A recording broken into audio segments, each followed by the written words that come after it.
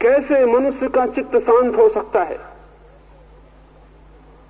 मनुष्य के चित्त की अशांति क्या है, इसे समझ लें तो शांत होना कठिन नहीं है।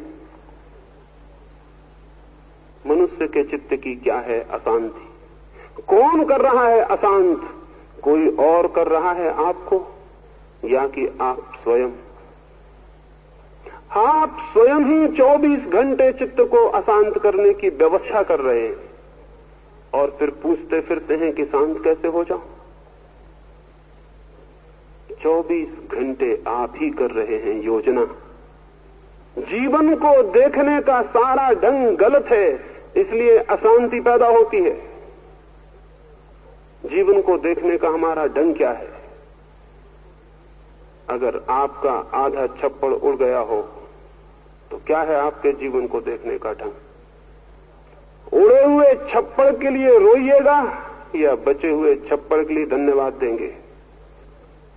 उड़े हुए छप्पड़ के लिए रोएंगे तो अशांत हो जाएंगे, बचे हुए छप्पड़ के लिए धन्यवाद देंगे तो अपूर्व शांति उतर आएगी। कैसे हम जीवन को देखते हैं? बुद्ध का एक भिक्षु था पूर्ण, उसकी शिक्षा पूरी हो गई थी। उसने बुद्ध के पास जाकर आज्ञा मांगी कि अब मैं जाऊं और आपके अमृत संदेश को गांव-गांव पहुंचा दूं।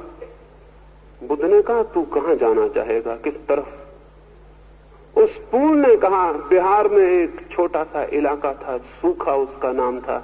उस पूर्ण ने कहा कि अब तक सूखा की तरफ कोई भी भिक्षु नहीं गया, मैं सूखा जाना चाहता हूं।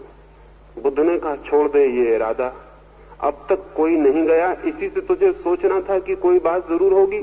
उस इलाके के लोग बहुत अशिष्ट, बहुत असभ्य, अत्यंत कटु व्यवहार वाले लोग हैं, बहुत हिंसक, बहुत क्रोधी, इसीलिए कोई वहां नहीं गया। पूर्ण ने कहा, तब तो मुझे वहां जाना ही पड़ेगा, उनके लिए ही फिर मेरी जरूरत है।